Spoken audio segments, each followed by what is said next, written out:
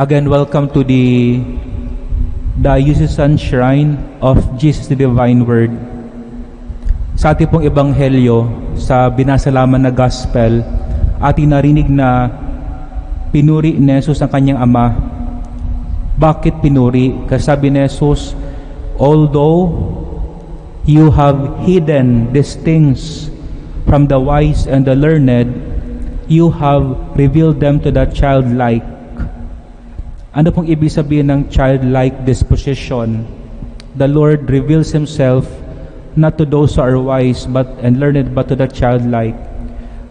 I will just give you a story. Naalala ko po, back in 2004, sa loob ng aming klase, sa philosophy, nakwento ng aming professor, ang certain na pangalan na Joseph Mengele. Joseph Mengele. Sino siya? Back in World War II, di ba yung German Nazi, they were conquering countries after countries. Ito naman si Joseph Mengele, siya yung German officer assigned in Auschwitz concentration camp. Kasi di ba yung mga Nazi Germans, yung mga Jews, they imprisoned them, and even the enemies of the Nazi, they're sent to different camps. And the largest prison camp is Auschwitz. There they are imprisoned, put to hard labor, and many were killed in gas chamber. So dito si Joseph Mengele, he was a bright medical doctor. So doctor siya, but he is also called the angel of death. Bakit angel of death? Kasi he is one in charge or the leader of the group who selected prisoners kung sino ang pupunta sa execution sa gas chamber. And it's even reported, he even daw siya mismo yung nag-operate to turn on the gas chamber. At second, he is called angel of death kasi being a bright doctor, pinag-eksperimentohan nila yung mga prisoners, which is bawal yan. Kaya di ba ang ginagamit kayo ng mga scientists, mga daga, because it's unlawful to put a person in tormentous experiment.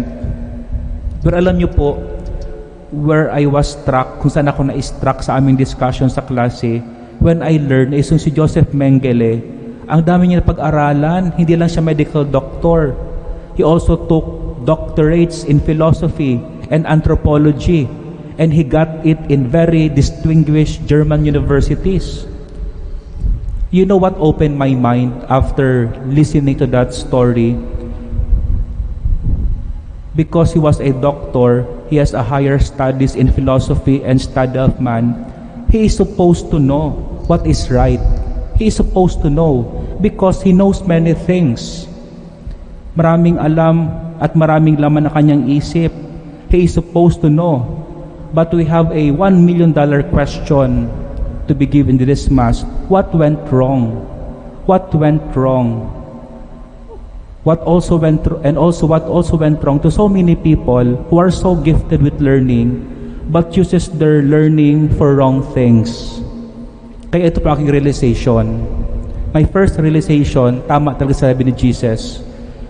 Sabi ni Jesus, ibinubunyag ng Diyos ang kanyang sarili sa mga childlike sapagkat maituturing natin ang isang tao na childlike kung ang kanyang isip, puso at kaluluwa ay merong pag-ibig.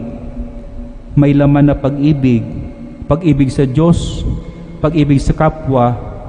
Kaya nga, tamang-tama din talaga. Ngayong December 1 and today is first week of Advent. Time to evaluate our life. Time to see.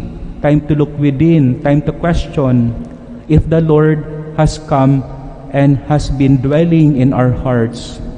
At ang palatandaan po, kung ang presensya ng Diyos ay nakadapo sa puso natin, ay kung ang ating puso natin ay merong pag-ibig.